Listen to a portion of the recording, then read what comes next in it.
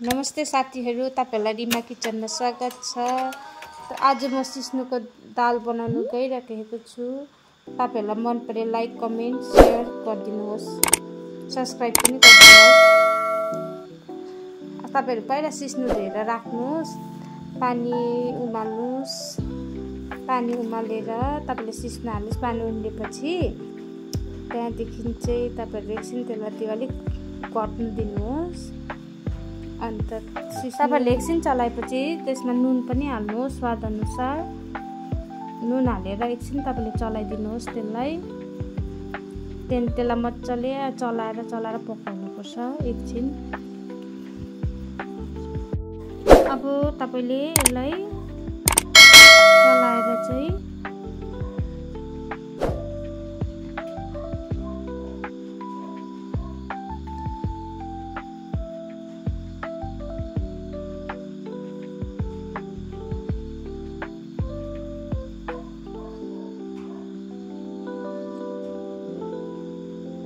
अब चाहिँ तपाईले यसमा फिर्के लाउनु पर्ने हुन्छ। मज्जाले यसलाई फिर्के लाउनु पर्छ। यतिको पाकेपछि चाहिँ फिर्के लगाएर मज्जाले यसलाई उयो गर्नुपर्छ, छुट्टाउनु पर्छ।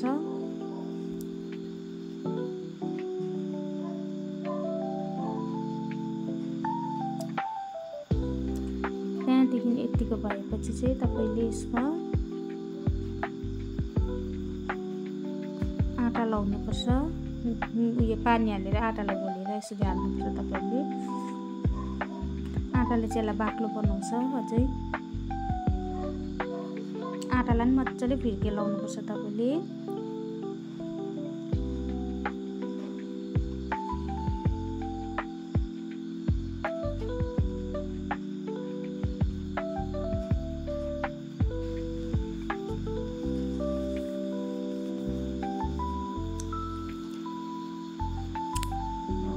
यतिको भएपछि तपाईको फिर्के लगाएर आटा पनि मज्जाले फिर्किन्छ।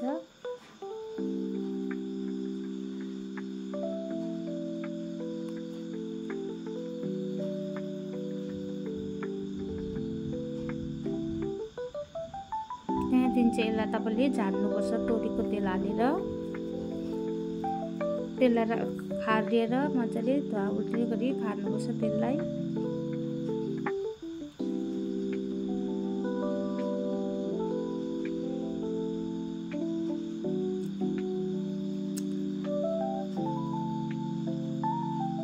त्यहाँदेखि तपाईले यसमा सुक्खा खोर्सानी दुईटा जस्तो यसरी भाँचेर हालिदिनुहोस्। सुक्खा खोर्सानीलाई रातो रातो बनाएर त्यहाँदेखि तपाईले यसमा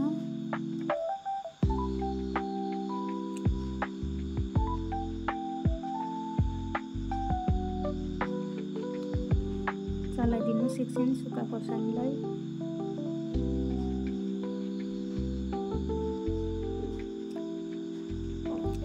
सुक्खा खोर्सानी तपाईको यतिको भएपछि यसमा तपाईले लसुन पनि हालिदिनुहोस्।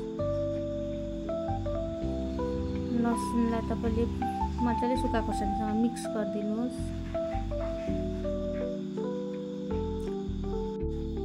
तपाईले सुक्खा खोर्सानीलाई यसरी कराईमा हालेर रातो हुने गरी एकछिन छोडिदिनुहोस्।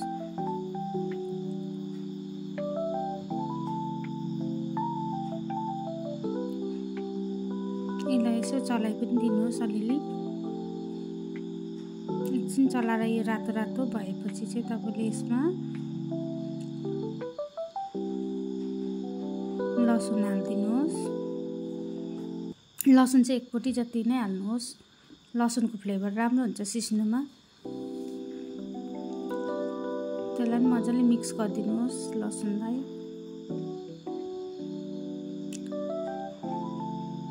लसुन पनि यतिको रातो भएपछि चाहिँ तपाईले अघिको दालमा हाल्नुहोस्।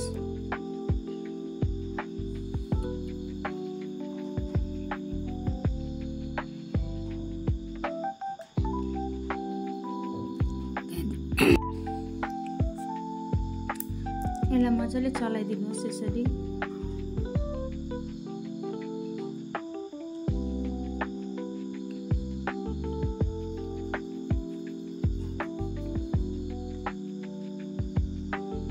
मिक्स गर्नुहोस्।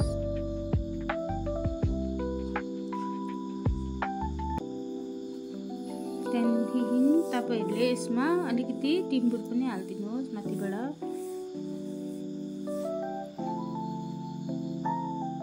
यसलाई फेरि टिम्बुरलाई पनि मिक्स गर्नुहोस्। हेर्नुस् त कस्तो यम्मी देखिरहेछ।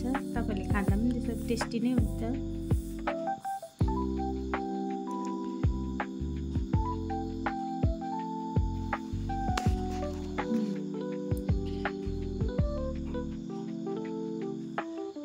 तपाईहरुले मजाले फेरि चलाइदिनुहोस् सबै मिक्स गरिसकेर।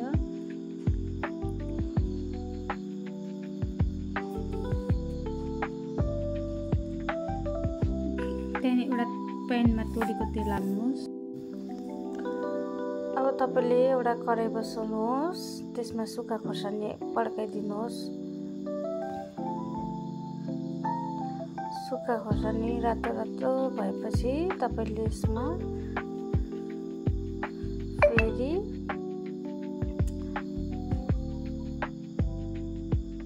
यसलाई चलाइदिनुहोस्। सुक्खा खोर्सानी हल्का रातो रातो भएपछि तपाईले यसमा लसुनलाई मिक्स गरिदिनुहोस्। लसुन चाहिँ एक पोटी जस्तै हाल्नुहोस्, फ्लेभर राम्रो हुन्छ लसुनको सिस्नुमा। त्यहाँदेखि त्यसलाई पनि मजाले तपाईले मिक्स गर्नुहोस्। सुक्खा खोर्सानी र लसुन रातो रातो भएपछि चाहिँ तपाईले यसलाई दालमा हालिदिनुहोस् माथिबाट।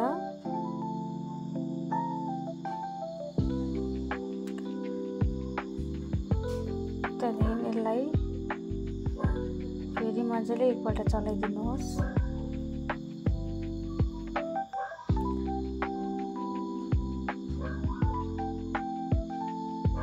यसलाई मजाले चलाएपछि चाहिँ तपाईले फेरि यसमा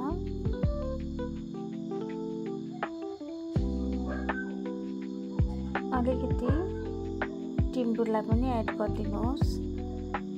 टिम्बुरलाई पनि तपाईले मजाले फेरि मिक्स गरिदिनुहोस् मजाले टिम्बुरलाई पनि।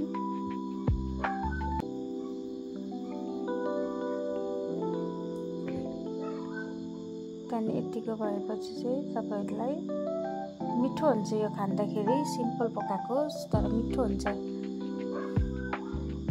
मन परेमा लाइक, कमेन्ट, शेयर, सब्स्क्राइब गरिदिनुहोस्।